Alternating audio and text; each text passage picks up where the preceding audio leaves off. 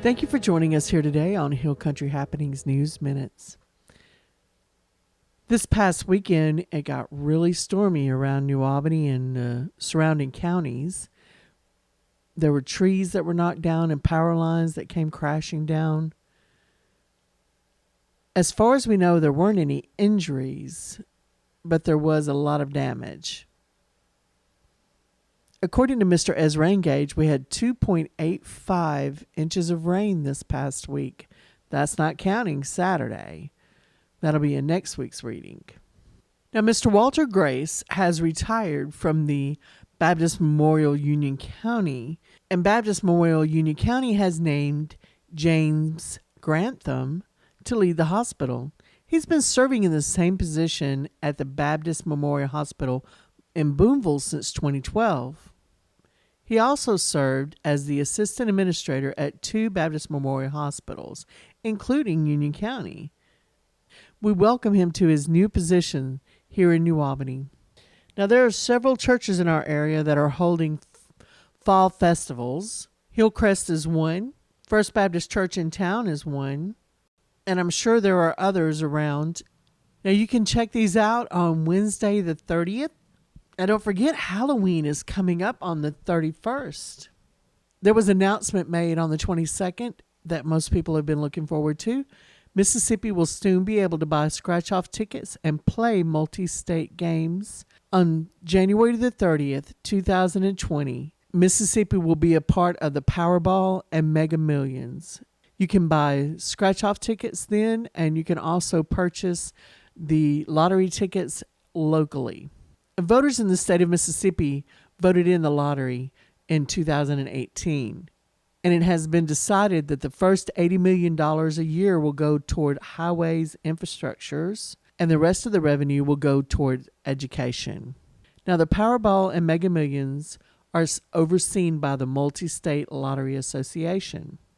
What do you think about the lottery? Let us know.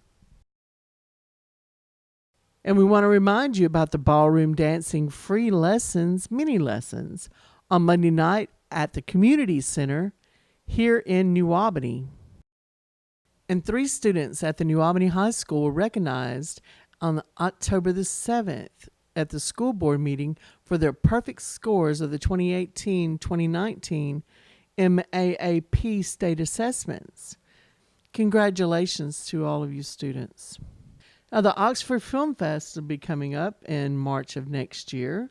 It'll be March the 18th through the 22nd. This is a very interesting week to go to.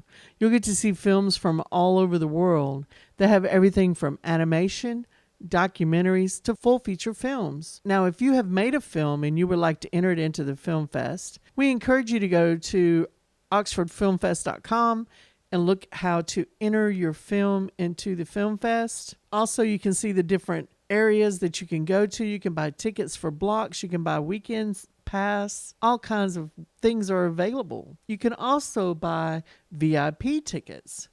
And VIPs get you access to all of the films, the green rooms, the parties, panels, and workshops. Plus, you get priority in line. Now, the Myrtle Hawks Booster Club wants you to know that there's a cheer fundraiser. They have sweatshirts, hooded sweatshirts, pullovers, full zip jackets, and stadium chairs are all available in red or black. The sweatshirts start at $30 and the stadium chairs are $50 with extra costs for the XXL and larger. Pullover and jackets will have the logo on the left upper side, and the sweatshirts will have the logo in the middle. The orders must be paid for when they are ordered. You can contact any of the varsity cheerleaders to get your order placed by Monday, November the 4th. So all you Hawk fans, be sure to contact one of the cheerleaders or call the school and get your sweatshirt or jacket or stadium chair ordered. Now, Ingomar Volunteer Fire Department posted something on their Facebook page that I'm sure all the fire departments around in our area would love for you to know. If they can't find you, they can't help you. Now, GPS work great, but it doesn't always work on county roads. Your address sign is how emergency crews will find you when you call 911. Always make sure that your address numbers are at the end of your driveway. Having them on your mailbox is good, but the mailbox may not be at the driveway entrance. Please use large numbers and make sure that they can be seen from all directions. Use something reflective or that it's illuminated so that they can be seen in the evening as well as during the day. Around the sign needs to be kept clean of weeds and snow and debris. So this is good, helpful information that we need to keep in mind. At West Union School, congratulations to the junior high state medalist, Joe Willard and Ella Little. Congratulations. And congratulations to the East Union cross country member, Sunshine Fulgham, for placing 13th overall and being all state in the inaugural junior high state championship. Thank you for joining us here today on Hill Country Happenings News Minutes. We're on social media. Please go and follow us on Twitter and Instagram. Be sure and like our Facebook page. Go to our YouTube channel and subscribe and hit the notification so that you'll be sure not to miss any of our original programming. We would like to have 500 subscribers by the end of the year. We're not quite halfway there, but we have a few months to get it up. We hope that you will go to YouTube and subscribe. Tell your friends to subscribe. We try to bring you information and news that affects North Mississippi. We have a Facebook page. We have all the social media. We put all of our original programming on YouTube. We have 2 websites. One is a news website called HCN Today, and one is our station website, Hill Country Network. Now, Hill Country Network is .net, and hillcountrytoday.news is the 2 websites that you'll need to go to. You can watch us locally on Max South 99.1 if you have a local cable, or you can watch us anywhere in the United States on Roku. We also have a live stream on our website, hillcountrynetwork.net, that you can watch us and you can take us on the go and you can watch us anywhere in the world. Where else can you say that about New Albany, Union County, and North Mississippi as a whole? And we hope you have a wonderful week.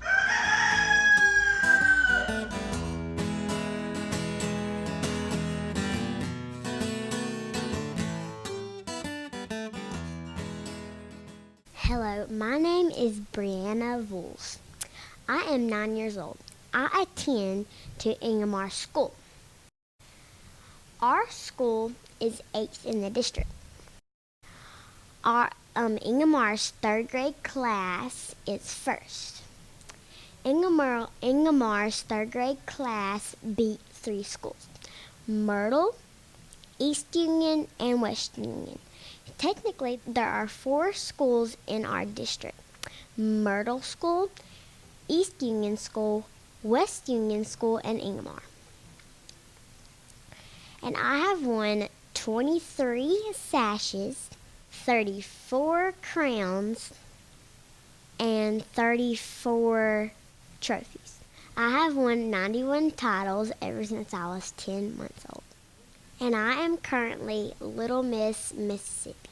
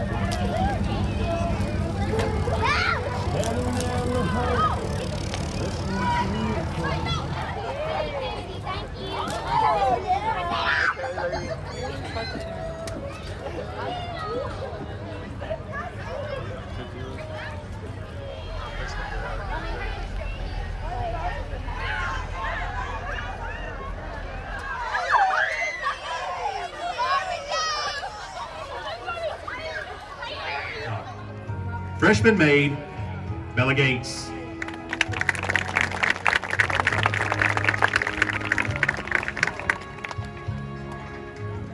Freshman maid, Abby Horton.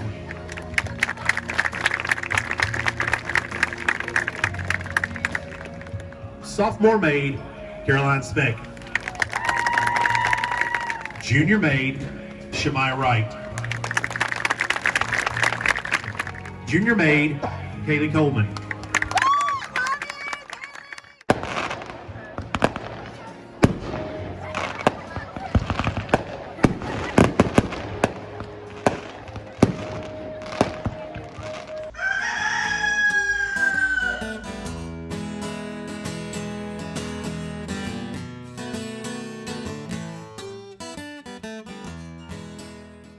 So we're doing a CDBG project on water. On where is it, Terry? Water expansion line out on 348. Okay, so if anybody has any questions or comments, this What's is the the time status of for the it. project?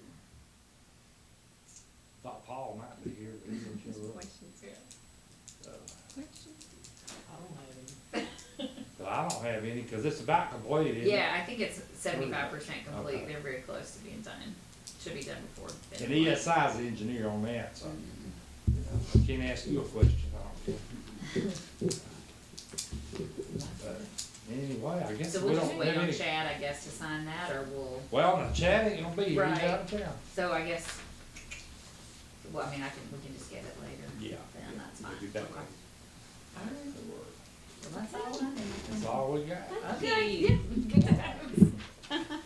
Here's Got a this. card? Now, can I get a copy? I'll of make this? you and me a make copy of that.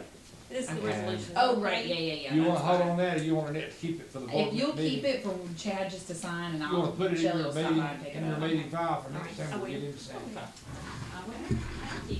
I'm gonna go get a copy. That That didn't take long. Now, by law, we had to have a We'll be public here next hearing. week. I'm sorry. Thank you. Not by law, but these grant requirements, definitely we had to by have a law. public hearing. So, that's why we did the public hearing. And the supervisors meeting It's the 28th. was canceled this week. They adjourned, they actually recessed till the 28th. Isn't that right, Evan? And that was on Alright, the, that other one's mine. I won't take your nice I'm one. sorry. No, that's all right. All right. Our meeting, on the 7th, they recessed until the 28th. So, and then we had run an ad on this public hearing in the paper, Yeah. so, for the general public. Yeah, which is required by the grant. That's all.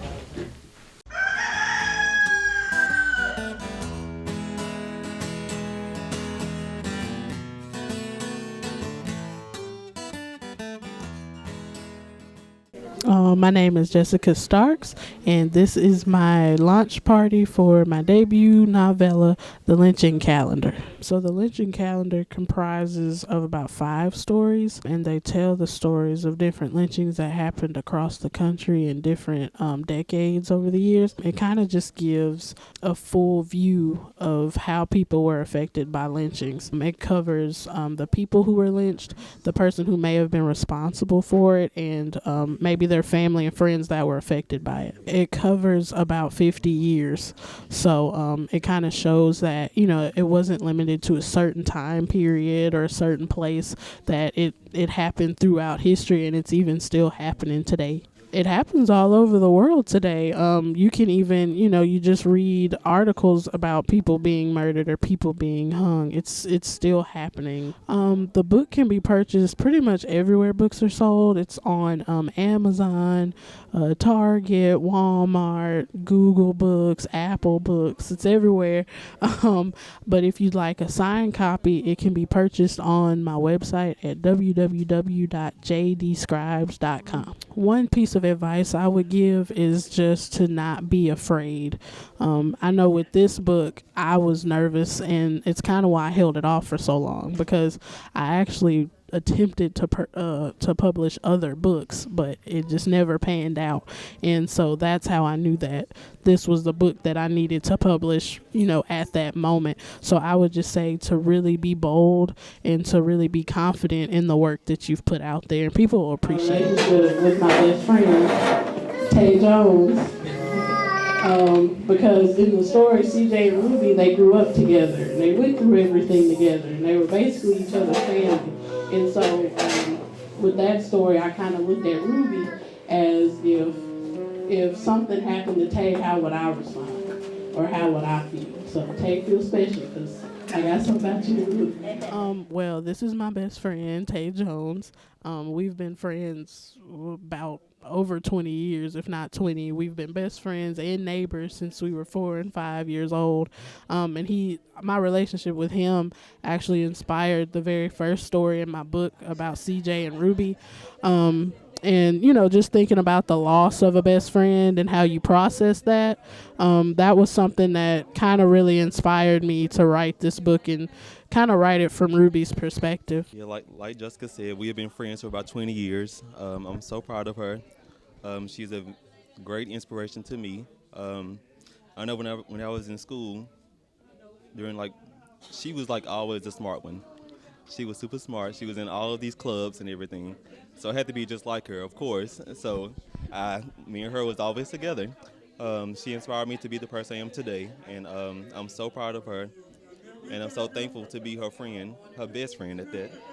One of the other reasons that I wanted to keep going with the book was that there's a lot of misconceptions about the history of lynchings and things like that. A lot of people just assume they only happened in the South, that it was always a white person that lynched an African American male, that it was just males. And so with the book, I just kind of wanted to show that it wasn't always the same format. So, again, if you read the book, you'll see that women were lynched, children were killed. So, you kind of get an open view of what was really going on, and also that it didn't always happen in the South. We get a bad rap for that, but it didn't always happen in the South. And so I kind of wanted to just touch on each story. Like I said, if you've read the book, you'll know the characters that I'm talking about. But if you haven't, you'll get to know them as you read the book. Okay, Miranda Starks. I am with Bond Small Business Group. I am the co-founder, and Jessica is my baby sister. And we are just so excited, so excited. I'm a reader, but to have a sister that's a writer, that's really exciting. So we're happy to celebrate her today. I think it was the very first story in the book, as a matter of fact. CJ was his name. And the thing that stuck out to me was that CJ was such a sweet person, and he really just wanted to help. And he just ended up in a really bad situation. And just seeing how it affected not only, him as a person, because he went through some stuff, but it also affected his two best friends, which was his brother and then his brother's wife, and just seeing how all of that just affected, everything. And even the person that caused him to get lynched, it was just really, that story just broke my heart all the way around, but it was good. It was a good read. The second story that you would read is about Mally and Malchus Finch, who was based, they're kind of in the West, so kind of think maybe like in Oklahoma or somewhere along those lines. And they actually practice voodoo, which is something that a lot of people don't think about black people practicing way back in the day. And so that was kind of one of the reasons that they were kind of picked on, was because they were different. People didn't understand voodoo. I'm Martin Rogers. I'm local amateur writer, and I've been in a small local group of writers in Pontotoc County for going on about 10 years. Jessica has been a part of our group for several years now. And so I came out tonight to support her in the launch of her book, The Lynching Calendar. I'm a public school teacher. I've always loved writing and done it on the side, as a hobby more than anything, or as, a record of different events in my life and that kind of thing. So being a part of this group's given me another avenue to explore creative writing and, all the different worlds that can open up for us. So Jessica's been quite an inspiration because she has such a unique take on things, and she's such a deep thinker, and she just knows so much history, and she has so many good ideas, and it's just really nice to be able to share those things with each other and hear from the other members of our group, and particularly when she was putting this book together, I thought, she's really onto something special, something that's probably very difficult to deal with and to try to pay homage to ancestors and to countless victims of lynching. But I think she's really gone about this in the most honest way to uncover, the realities of it, the truths behind, what for a lot of people may be myth or misconception about the way those kinds of injustices do work in this world. And then after that, we get to Julius Johnston, Callie Martinez, and Jorge Allegren. And Julius is the type of guy, he has a good heart, but he's always down on his luck. And he tries to do the right thing, and he wants to be accepted, and he wants to be admired, but he just always falls in with the wrong crowd, and it gets him into trouble.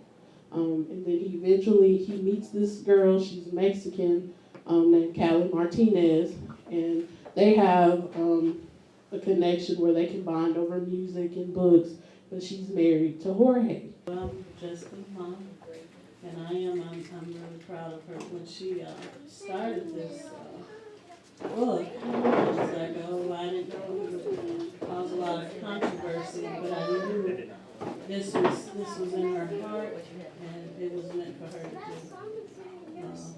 So I'm always supportive of whatever she does. And your dad he was proud of you. He did read some of the book. He didn't get to get finished with it, but he did read it. You didn't know he had read some of the book. And he was just amazed that you wrote that. He couldn't believe you wrote it. Because you know what he called you. He was like, Onion wrote that? He was really surprised, and he was really proud of what you had done. And he with the book that it did make you think about some things and made you realize that not everything was so black and white. And I hope you learned something from it. I hope it gave you a new perspective on history.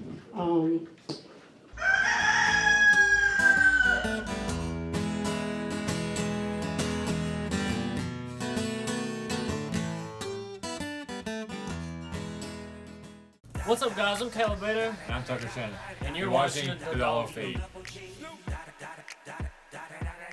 On today's episode, we'll be interviewing cross-country star Logan Blakemore. Also, we'll be interviewing soccer star Eli Mejia. And superstar sophomore Hannah Hughes. What's up, guys? We're here with Logan Blakemore, a cross-country prodigy. Okay, so Logan, can you tell us a little bit about cross-country? Well, we wake up in the morning, we get ready, we eat, and then we go to wherever our race is held, and we walk the course so we can know where we're running, how we need to run. And then basically you have your girls run, and then your boys run, and then you have your JV. It's quite exciting because you get to see everybody and how they perform. So you also play basketball. Yes. Do you think that cross country is going to help you during the basketball season? I think it should. I mean, the consistency and the long amounts I'm running should help me prepare for the long games that we'll have to play. All right, that's awesome. How many races have you ran so far?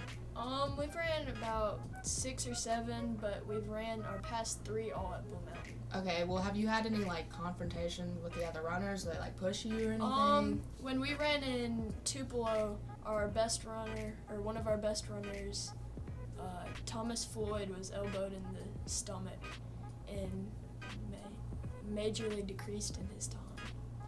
Oh, well, that's not cool. So, also, you're in part of the school musical, right? Yes, I am. What's your part? I am a jet named Snowboy. That is awesome. Are you excited? I'm very excited. It should be interesting. Yeah, I think it'll be a lot of fun.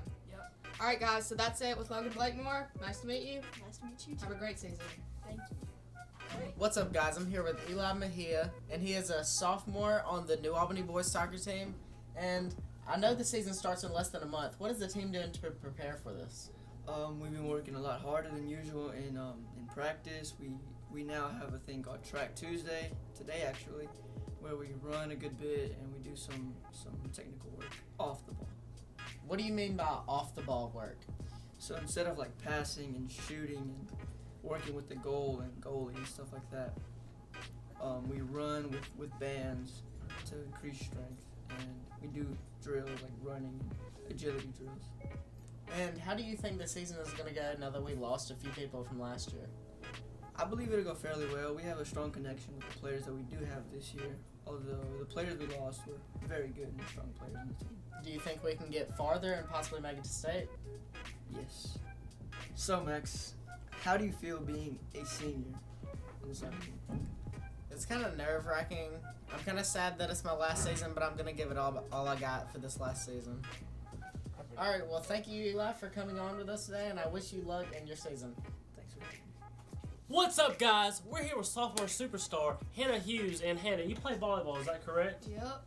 And please tell me, what do you play in volleyball? What's your position? I'm a DS, which basically means that I go and try and get all the digs up as I can. What is a dig? I don't know what that is. Basically off a serve, or when someone hits a ball, I have to go and try and keep it from hitting the ground. What is some of your favorite things about volleyball that you enjoy playing, or what makes you enjoy playing the game? I personally love diving and to just try and playing defense, and then I love watching one of the other teammates, like one of the middles, or get a really big kill. Okay. And I mean, what do you love about diving? What's so fun about it? I would think it would hurt. I've gotten pretty used to it, but really it's just you just get to slide on the floor a lot and you just look cool doing it. So. Okay. So it's basically for the pitchers and stuff like that. Of course.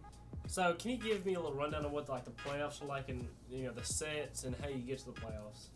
Okay, so basically, to get to the playoffs, you just have to win as many sets as you can. You want to try and sweep everyone in your division.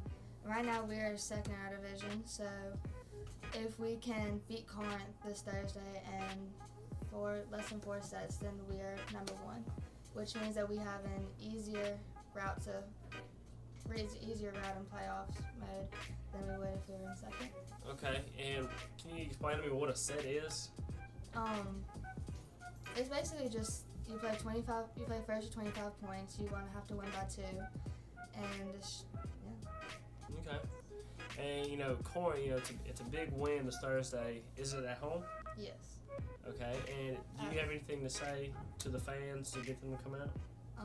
It's probably the biggest game of the year, so just be hyped and come. And Hannah, it seems to me that you are a recent transfer, and where did you come from? I came from Madison. Madison, Yes. in Jackson, right? Yes. And can you tell us what that was like and what it's like moving here? It was a lot bigger, but I like it. It wasn't that hard of a move just because I have a lot of family up here. And I honestly like the school and the people here a lot better, So you like living here more than in Madison? Mm-hmm. Well, that's great. Well, we're glad we could have you, and thank you for this interview. Do good on Thursday. Everybody come out, be loud, and be hyped for the game on Thursday against Corinth. Go. That's it for this episode of The Dog Feed. I'm Tucker Shannon. And I'm Caleb Bader. See you next time on The Dog Feed. Eagle double G.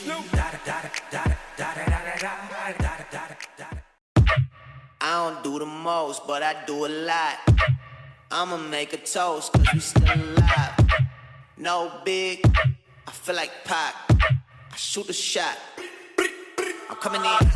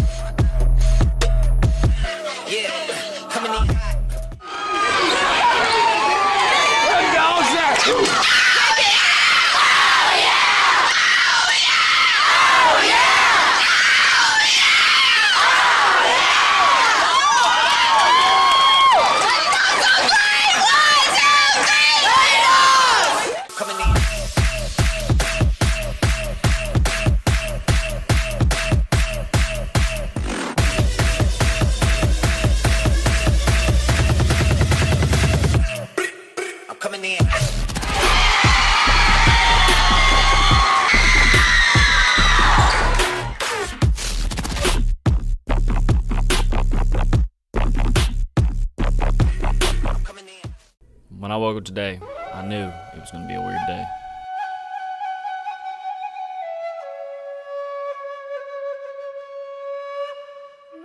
And that would be the day me and Coach Murphy changed bodies. Murphy on the beat.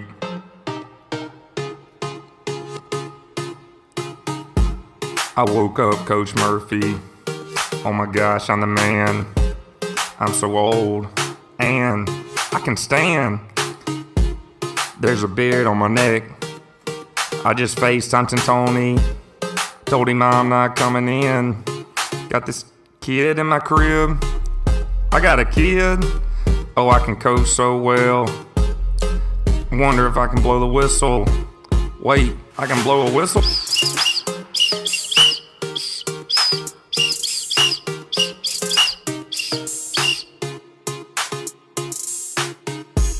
I woke up the Merce body. Some other stuff turned into Freaky Friday. But we got no choice but to win the game Friday. I can't believe that it's Freaky Friday. Yeah, it's Freaky Friday. I'm in Merce body.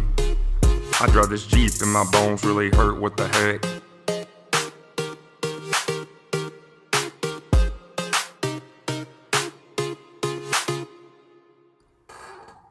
I woke up and I'm Caleb Bader. This stuff is real weird. How his leg and his knee built like that. I fall asleep in class and nobody seems to care. I wake up in the morning and do nothing with my hair. Ain't nobody judging cause I'm fat. Holy crap, I got a tat. I'ma go and see a movie and relax. Hey, I can walk around and not want a room. Why is mama calling all the time? I don't even know you. If I'm in Caleb's body, Kendall's who? Oh, my daughter's in school. I woke up in Caleb Bader's body. Somehow this stuff turned into Freaky Friday. We got no choice but to win this game Friday. I can't believe that it's Freaky Friday. Yeah, it's Freaky Friday. I'm in Caleb's body.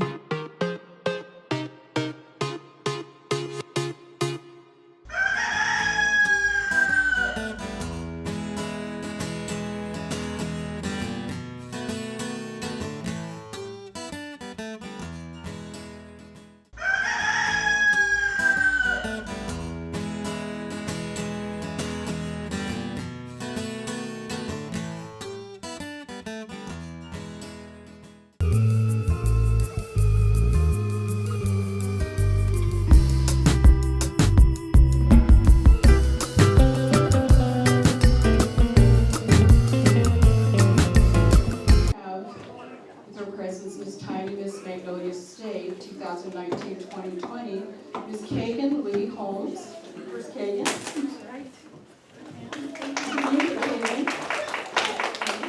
Let me tell you a little bit about Kagan.